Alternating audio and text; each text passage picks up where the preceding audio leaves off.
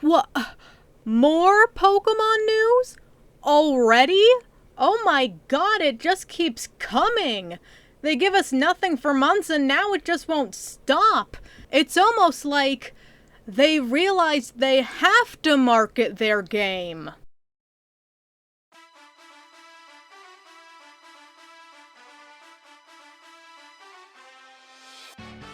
Hello everyone, this is VG Master 2, and oh my lord! Despite just getting the reveal of Grafaiai less than a week ago, Pokemon Company suddenly wants to pretend it's competent and suddenly wants to market their game that they announced half a year ago and comes out in only 2 months.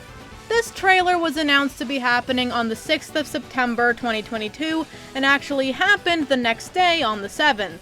It will likely be the big meaty one that they're going to reveal all the new concepts and mechanics that we've only been hearing about in the leaks. Which, if that's the case, then oh boy, we might be in for a time. So let's not waste any more time and get right into it. Oh god, here we go. The trailer begins with a random drawing of the main building of the academies, for some reason, before switching to gameplay. We see the player riding around on the box legendaries between cuts of Nemona telling us about the treasure hunt and how it's done every year. We then see a new crab Pokemon. I guess we'll get to him. We then also see 2 similar Pokemon with color schemes similar to the legendaries, and I'm starting to have an inkling about what they are, but I guess we'll get to it. We are shown how the map works before transitioning into actually kind of detailed explanations for all 3 separate, but probably actually not separate, story modes, starting with the evil team. Apparently, that story is called Starfall Street, and the evil team is revealed to be Team Star. As speculated by many people, they have everything to do with the weird gates, flags strewn about the region, and the weird bus. However, despite the punk biker game aesthetic, you don't race them, unless that's a minigame to be revealed later. Interestingly though, it seems that you can bring multiple of your Pokemon out to battle multiple of their Pokemon at the same time while you're in their base. We get a good look at their battle bus and see in a close-up shot that the engine has an eye on it. People who have kept up with the leaks will know that yes, this is meant to be a Pokémon. Whether or not this is its official reveal and it's on the website is yet to be seen, we'll get to it. We then, surprisingly, get a look at the supposed boss, Mela. Gotta say, her design looks insane, but I love it. But this is interesting, because a lot of people were running with the idea of Penny being the leader, since she's sus and clearly connected to the storyline. Maybe she is, and Mela is just the outward face of it on her behalf. Mela actually fights you on top of her battle bus, and even her Pokemon do too. They even actually had the special effects of the moves they used be pointed at a downward angle so they actually look like they hit the target. Wow, is that actually finer detailing from Pokemon? Damn, what's the special occasion? We then change to another story, apparently called Path of Legends. It's connected to Arven, as implied in the trailer that first revealed him, and the fact that there were 3 stories. He says he's looking for the Herba Mystica, but says that he's looking for it in the Layers of Titans. Now, this is really interesting, because one of the most prominent leakers has said that the project code name for this game is Titan. We also already have a decent inkling that 4 cave openings seen on the map are the layers of a quartet of legendary Pokemon. But I don't think they'd show all 4 of them off in one trailer in September, so that has to be something else. This is confirmed when we're shown what is called the Stony Cliff Titan, a member of that crab species which we now learn is called Cloth. Okay. Arven basically says that this Cloth is much bigger than other Cloths, so I'm guessing this is more akin to Totem Pokemon in Gen 7. Makes sense, it's very similar terminology. Finally is the last story, the gym one, specifically called Victory Road. We actually see the chairwoman of the entire league, Geeta. This might be me being retarded, though knowing Game Freak they would try to repeat the same plotline. Her being a chair person makes me think of Rose. Is this bitch evil? Why would you use that terminology if you didn't want our minds to jump to Rose? She looks alright, but I think the shade of purple they used doesn't exactly match up with all the black. And the yellow in her eyes seems unnatural, and the yellow and purple streaks in her hair are unnecessary too. We're shown the gym test for the grass gym, which is apparently located in a place called Artezone. Looks like we gotta collect a fuck ton of Sunflora. This place is confirmed to be the one we saw in the first major trailer after the initial reveal, being the gym with the mosaic Pokeball pattern on the battlefield and the windmill. We're also shown the grass-type gym leader, Brassius. We saw part of his design in the many picture leaks depicting most of the gym leaders. He looks alright. I'm surprised they're allowing him to have the aesthetic of using a thorny vine as a whip, but okay. He also looks dead as fuck inside. Neat.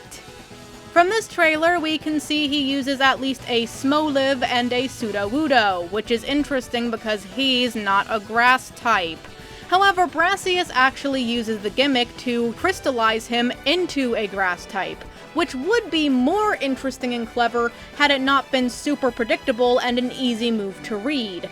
Now everyone knows that he's gonna change to grass and can merely switch to a bitch strong against it in preparation before the crystallizing even happens. Congratulations, you played yourself. But it seems that Brassius is one of the earliest gym leaders, so maybe the others will have more crafty surprises. At the end, we see more overworld and riding gameplay before cutting to very deliberate shots of the weird motherfuckers from before. I guess we will get to them in a bit. But that's it for the trailer. It still doesn't actually look like a train wreck yet. If I were retarded, I might even think that Game Freak learned their lesson and is trying to make a good game. But I'm not that retarded, so I still don't trust them. Well, I guess that means it's finally website time. I hate that I need to do this, but I literally have to or else I'll miss really important things. So here we go. Let's start with the specific news articles. First up, following Pokemon Return. This was low-key shown off in very few parts of some trailers, but we now have direct confirmation. You do this using a Let's Go feature, don't like that terminology, and the Pokemon can pick up items and even auto-battle wild Pokemon. Wow! That sounds like a hard coding challenge, Game Freak. Are you sure you're competent enough to do that? Without bricking the whole console? Also, apparently, you can just fuck off while your Pokemon auto-battles. Poor little guys. Geeta is revealed to be of the champion rank and the strongest among them, so she is likely actually going to be one of the champions we have to fight, assuming that we have to fight from an assortment of multiple. The Herba Mystica is revealed to be a really good healing item. The article also mentions there being a number of Titan Pokemon. There was an item likely for this part of the story that was on top of one of the 4 lighthouses on each corner of the map. It's possible there may either be 4 Titans, or as this article and the location in the trailer suggests, many Titans, which I would then guess would be about 1 per biome, which would be a fuck ton. Apparently Arven also gives a shit when we help him get the item, so he's not just watching us do the work for him like a pussy. Team Star is made up of school delinquents, though that's kind of obvious, and is said to have several squads, each with their own boss. This means it's possible that Mela is the squad boss, while Penny might be the biggest bad of the whole group. In order to get to these bosses, you have to defeat enough of the Grunt's Pokemon within a time limit. The previously shown auto battles can be helpful in this regard. The bus is also called the Starmobile. Mela is also confirmed to be just the squad leader of specifically the fire crew of the team, Skeeter Squad. If the other bosses look as good as her, holy shit. You know, a lot more effort seems to be going into the character designs than the Pokemon designs, which is kinda sad. Speaking of the Pokemon, time to go to their pages.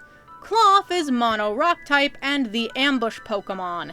His design is meh. I don't really like the style of his eyes, or the shape of his mouth, or his random glowing cheeks, or how his color palette is so dull, but the overall shape of him is fine. The engine Pokemon is not shown off, though was further shown to exist by the picture of Team Star in one of the news articles, but the mysterious night Pokemon are revealed. Armarouge and Ceruledge, Fire Psychic and Fire Ghost, the Fire Warrior and Fire Blades Pokemon respectively. Now, both their designs are incredibly busy. I would say that Ceruledge looks better thanks to his thinner, more streamlined physique and his less clashing color palette. They both kinda remind me of OG Bakugan's Pyrus and Darkus design philosophies, though.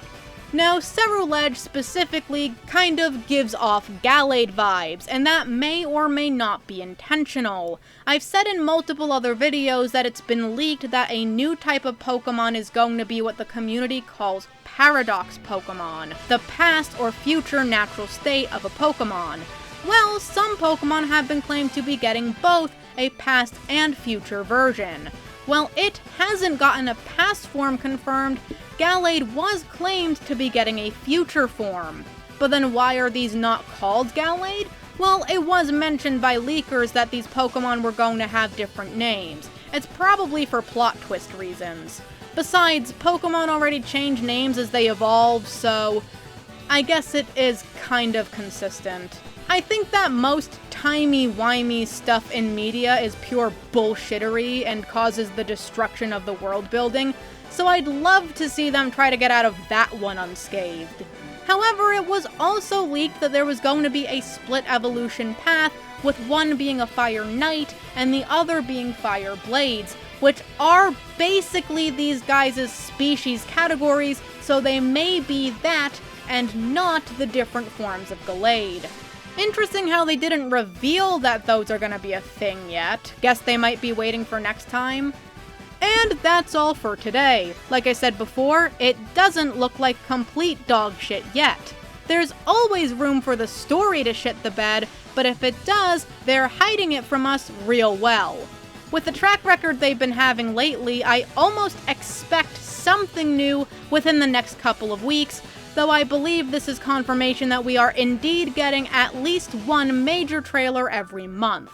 Doesn't leave them much time to work with, but it makes sense. However, people have been saying that there are leaks of a Nintendo Direct happening this month.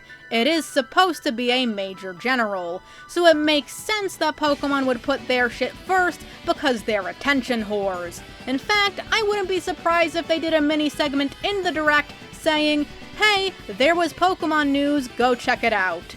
So if, and likely when, that happens, the Direct I mean, I guess I'll be covering that too.